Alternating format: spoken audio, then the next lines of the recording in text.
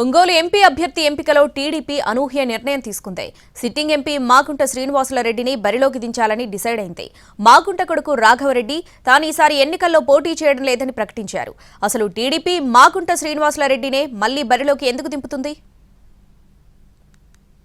ప్రకాశం జిల్లా Ongole MP seat వ్యవహారం hot topic గా మారింది. సిట్టింగ్ ఎంపీ మాగుంట శ్రీనివాసులరెడ్డికి అధిష్టానం సీటు లేదనడంతో ఆయన వైసీపీని వీడి టీడీపీ తీర్థం పుచ్చుకున్నారు. మాజీ మంత్రి బాలినేని కూడా మాగుంట సీటు కోసం వైసీపీ అధిష్టానం వద్ద ప్రయత్నాలు చేసినా అవేవీ ఫలించలేదు. చంద్రగిరి ఎమ్మెల్యే చెవిరెడ్డి భాస్కర్ రెడ్డిని ఒంగోలు ఎంపీ అభ్యర్థిగా ప్రకటించింది వైసీపీ. ఈసారి ఎన్నికల్లో తన కుమారుడు మాగుంట రాఘవరెడ్డిని ఒంగోలు ఎంపీగా పోటీ చేయించాలని భావించారు శ్రీనివాసులరెడ్డి. మాగుంట రాఘవరెడ్డి కూడా అన్ని నియోజకవర్గాలు చుట్టేస్తూ ముఖ్య నేతలను స్వయంగా కలుస్తూ వస్తున్నారు. ఒంగోలు టీడీపీ ఎంపీ అభ్యర్థిగా మాగుంట రాఘవరెడ్డి పేరును అధిష్టానం ప్రకటిస్తుందని అందరూ భావిస్తూ వచ్చారు.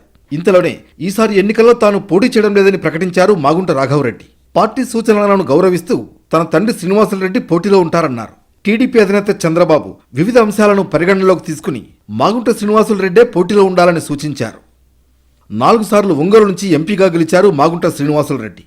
గతంలో 2 సార్లు ఓడిపోయారు. ఈ ఎన్నికల్లో తన కుమారుడు మాగుంట రాఘవరెడ్డిని ఒంగోలు ఎంపీగా పోటీ చేయించాలని ఆశపడ్డ ఆయనకు ఢిల్లీ లిక్కర్ స్కామ్ వ్యవహారం తలనొప్పిగా మారింది. ఒంగోలు లోక్సభ పరిధిలోని టీడీపీ శ్రేణుల నుంచి అభిప్రాయ సేకరణ సర్వే చేశారు.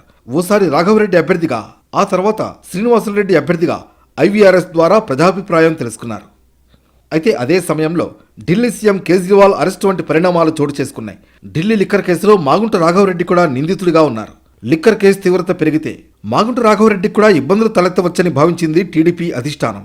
మాగుంటతో సంప్రదింపులు జరిపి పోటీలో ఉంచాలని ఒప్పించినట్లు సమాచారం.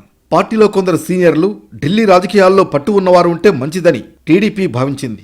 మాగుంట రాఘవరెడ్డిని కాకుండా శ్రీనివాసులరెడ్డినే పోటీలో ఉంచాలని నిర్ణయం తీసుకుంది. నేడో రేపో టీడీపీ నుంచి అధికారిక ప్రకటన వెలువడనుంది. టీడీపీ ఒంగోలు పార్లమెంట్ అభ్యర్థిగా మాగుంట తన అదృష్టాన్ని మరోసారి పరీక్షించుకోనున్నారు. మరి ఫలితాలు ఎలా ఉంటాయో తెలియాలంటే వేచి చూడాల్సిందే.